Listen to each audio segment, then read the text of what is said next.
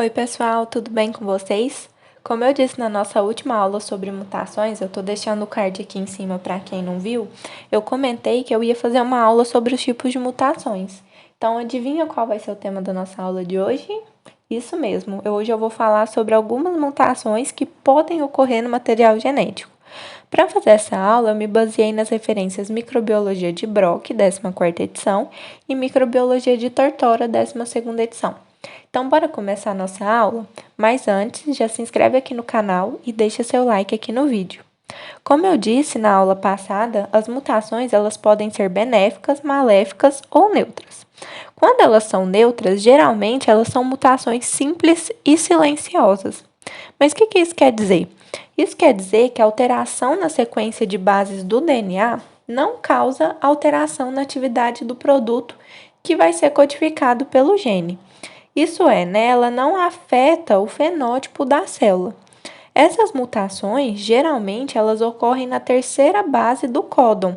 Isso porque já foi observado que alterações que ocorrem na primeira ou na segunda base, elas promovem alterações que são significativas para o polipeptídeo. E mesmo, né, que houve alteração de um aminoácido, se ele não tiver uma porção vital da proteína ou ele ser muito semelhante ao aminoácido original que ele substituiu, a função da proteína ela pode não se modificar. Além das mutações silenciosas, né, também pode ocorrer mutações de substituição de bases ou também, né, denominadas de mutações pontuais. Então, como o próprio nome já diz, essa mutação é quando uma única base em um ponto na sequência do DNA é substituída por uma base diferente. Portanto, podem ocorrer, né, substituições de pares de bases no DNA, ou pode também ocorrer a perda ou o ganho de um único par de bases. A alteração fenotípica que pode ser acarretada vai depender do local onde a mutação ocorreu. E no caso das mutações pontuais, existem dois termos que são utilizados para definir elas, que são a transição e a transversão.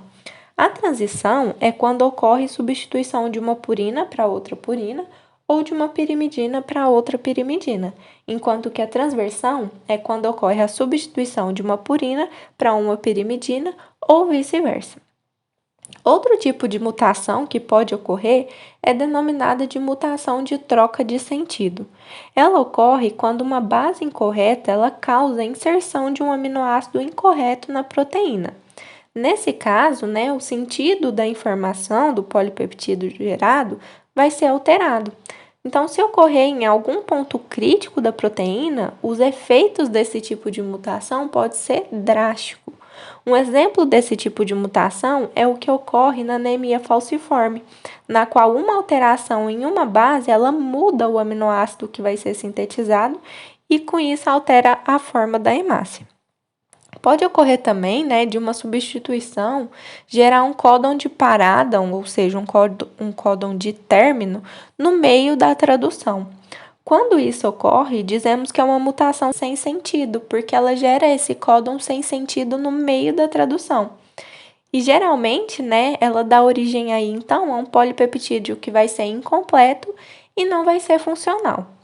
E por último, nós temos as mutações de troca de fase de leitura, ou também denominadas de frame shift, que na verdade não são mutações nos pares de bases, mas sim nelas são alterações no DNA. Então, nesse caso, alguns pares de nucleotídeos eles vão ser removidos ou inseridos no DNA.